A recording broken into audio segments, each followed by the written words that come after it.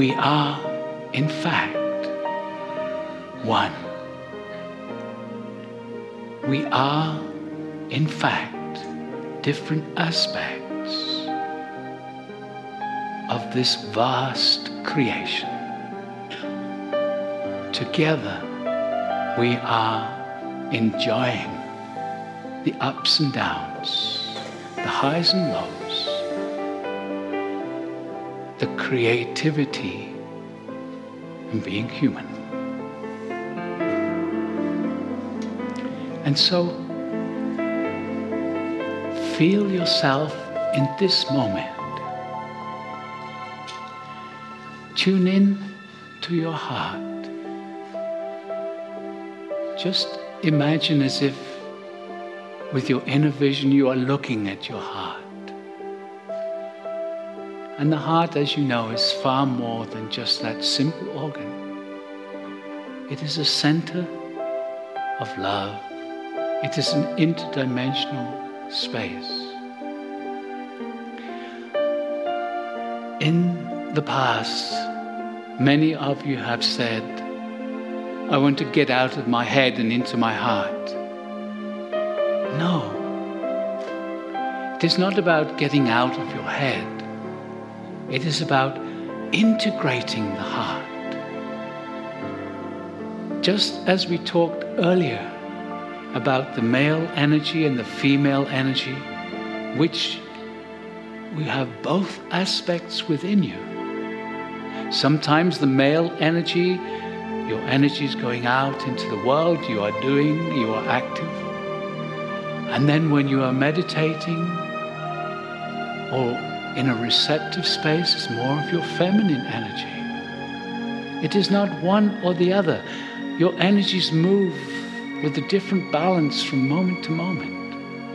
Allow that to be the same with the head and the heart.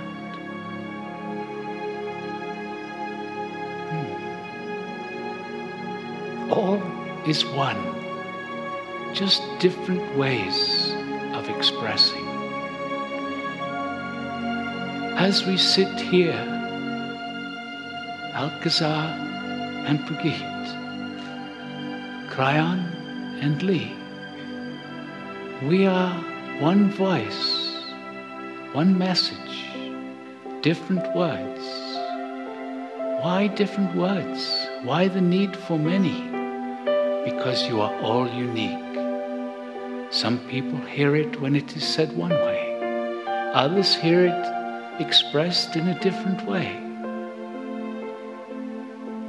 Honor your uniqueness and honor the community of one. We love you and we bless you. We honor you greatly. And we will talk to you again very soon.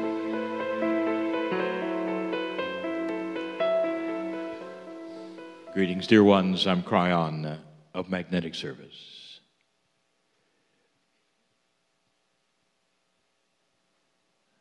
The room has been fully warmed up and ready for this message, which is a continuation.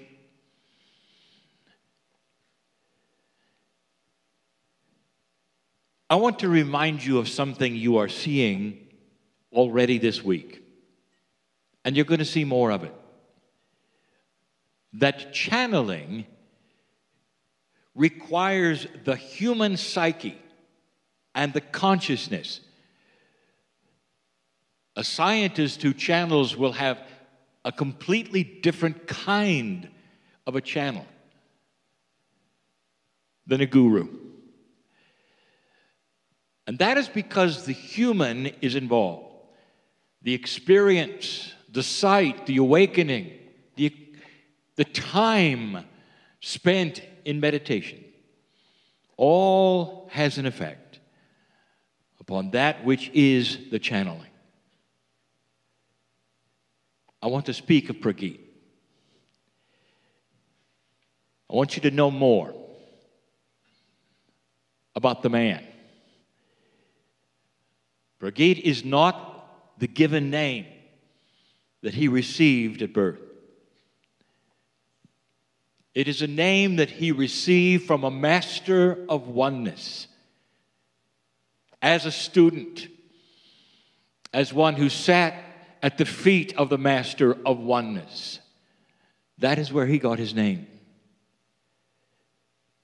Reflected within the channeling all day long has been the message that you can be one with everything.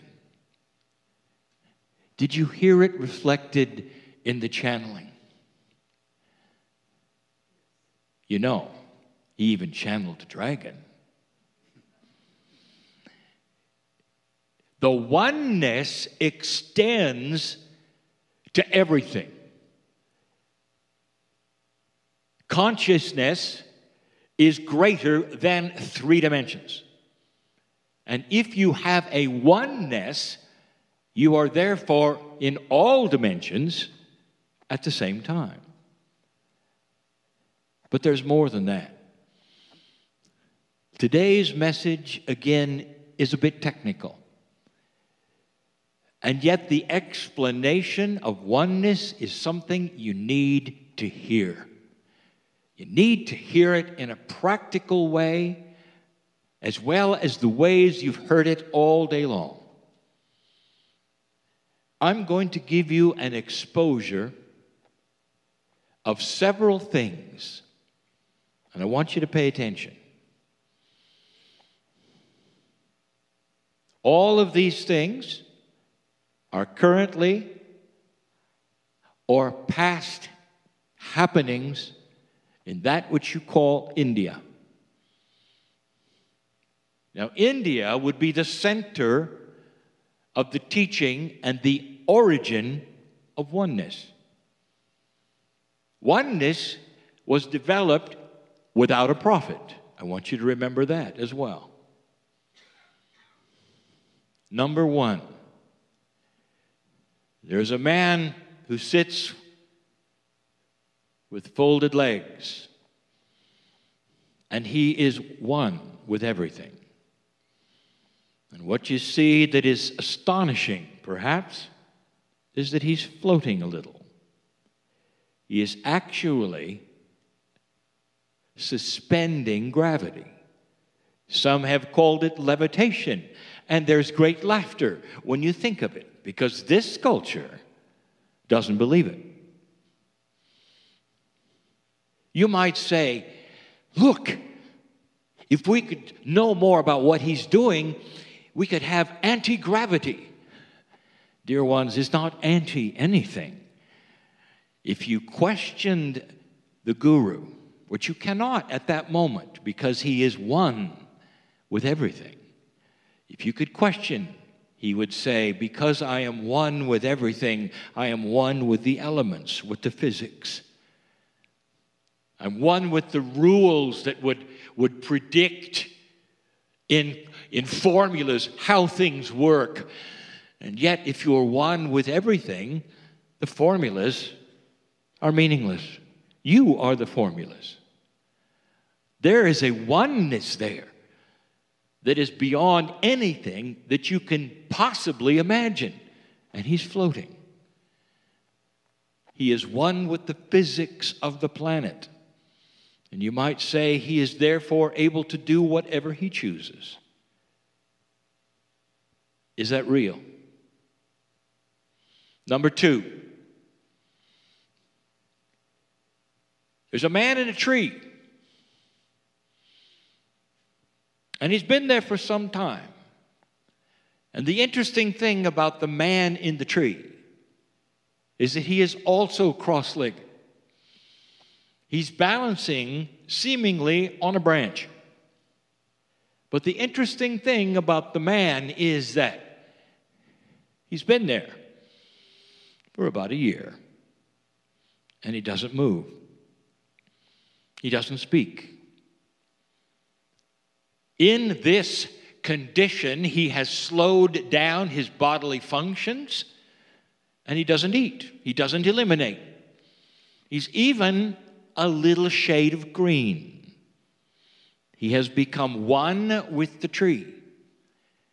He received his complete sustenance in that state that he has chosen to be in, one with nature, where he doesn't need to eat as you do. From the air, from the tree, he receives all he needs, and he sits there. He may sit another year. Do you believe that? Number 3, before his passing, there was a man who greeted those who came to see him from all over the world with gifts. Thousands would sit at his feet, and he would pass among them with a sleeveless shirt out of his hands. He would manifest gifts for them, small organic gifts, wood, plants, sometimes even stone. Out of thin air, he would manufacture these and give them, and give them, and give them. There was proof. There were videos. There were documentaries. Did you see any of them? And the answer is no. You see, in your culture, it simply wasn't believable. But it was real. The man was invested in a oneness that made him one with the universe, with the dimensions. And when you're in that state, physics is not an issue, because you are physics. You are the rules. You are all things. Number 4, in the past, there was a man in a cave, and the man could then put his hand on the rock, and in a certain state of mind, he'd say, I am one with the rock. And he could push his hand as far as he wanted to into the rock. And it gave accordingly.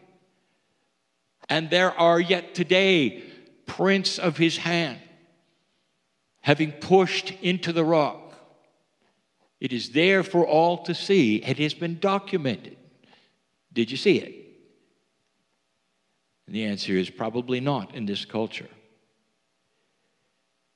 There are things that are happening that show a oneness that I want to talk about. Because those listening to me now, apart from this room, need to know. Oneness is not what you think, dear ones. It's not an esoteric state of mind. It's physical. It's practical. And it is so far removed from what you were taught or what you believe that it's very difficult for you to understand. So I want to continue the idea of oneness by moving into the lesson that I have given before, and I'm going to call it Soul Sharing Revisited. Because this is the absolute oneness I speak of. This is the engine of oneness. Let's look at something logically. Do you believe you have a soul? And most would say yes. And what is the soul? If you could define it, what is it? And most would say, well, it is not actually part of a three-dimensional being. It somehow bridges the gap of dimensionality, and yet we have it. That's what a human would say. So they would admit that perhaps it's outside of your perception of what you think is real, but it's yours, and you have it. The next thing you would say is, do you believe that that soul is connected to what you might say is the other side of the veil in any way? And most of the planet who believes in the soul would say, yes, we do. But the soul, you see, is not just in the body, it has to be out of the body. So there's some kind of a connection with the Creator. So far, so good. Then you would say, is it possible that that part of God that's supposed to be in you is the soul. And then there would be those who said, yes, this has to be it. It's related to that which we call the higher self. It's a beautiful energy, and it resides in all human beings. And here's where it gets good. Because most humans will then draw a line, a demarcation of thinking. And it goes like this. They would say, the soul belongs to me. And it's singular. And we don't understand it, but it's always with me. And then when I die, it goes someplace else and it comes back. And when I die, it goes someplace else and it comes back. It's always one thing. And where this falls short in logic is this. If it is a part of creation, it's a part of what you call God. You have no problems at all with having 1 billion people talk to God at the same time. All can be heard at the same time. Now, that is a multidimensional aspect, and you believe it. And yet, when it gets to your soul, you draw a line. And you say, no, that's not possible, you see, with my soul, because it belongs to me, and I'm in 3D. Not understanding that if you are a piece of creation, the oneness that we speak of, the 1 billion people who can all be heard at the same time, is in you. That is part of your existence. But because you're in 3 dimensions, because of the training, perhaps, that you have had, that is spiritual, you draw a line and you say, well, that cannot be me, and that would not be me. And dear ones, I tell you today, your soul is part of a meshwork, a pattern that belongs to everything. Soul sharing is the most difficult thing we have ever presented. The thing to speak of is so bizarre to most. If it's your soul, how can it be in everything? How can God listen to 1 billion prayers? You can't answer that in 3 dimensions. There is no logic on paper or even in your mind that can conceive of this. Your soul is everywhere. Is it yours or is it everyone else's? Yes. Of course it's yours. It's yours in the oneness of the universe, which is also yours. This is not explainable. It belongs to you so fully, and it belongs to your children, and it belongs to your parents. It belongs to the trees. It belongs to the planet. It belongs to physics. It's in every single dimension. It belongs to the little people and the dragons and the mythology and all of the multidimensional places that may have existed. It belongs to the stars and those who command the stars. That's who you are. And so when you talk about oneness, it's a time for you to contemplate the practicality. Is it possible that you can be one with that which is around you so completely that humanity itself is part of you? You start to see, do you not, some of the masters who emulated the oneness, and you start to see while flowers grew where they walked and animals followed them. You start to understand that there was so much more there. And what they were trying to tell you is that it's that way for you too. You are not isolated. In an older energy, isolation was protection. In a linear fashion, communities, cultures would surround themselves and compete for resources. The development of war, all of these things were because there were singularities here and there. A oneness did not exist. Now you start to understand that the oneness is the answer to peace on earth. Oneness is the answer to peace in your soul. Oneness is the answer to you controlling your chemistry. Oneness is yours. That's soul sharing. That means that a multidimensional human being sits in chairs in front of me. There is no limit to what you can accomplish and what you can do in this realization. More than esoteric, practical to the max. You'll live longer. If you start to understand, you're everywhere. You're beautiful. There's a lot of talk about love and compassion. If I told you that love was more than a feeling or an emotion, love actually is physics. You can feel it, and you know it. When two people fall in love, they go a little crazy. That's physics. I want you to claim it today.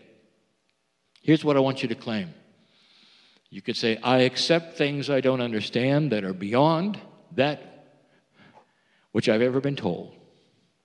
Not only am I magnificent, but inside me is the ability to be one with so much of what I never thought I could be with. I can be one with healing. I can be one with the chemistry. I can be one with physics. And because of that, I'm a master.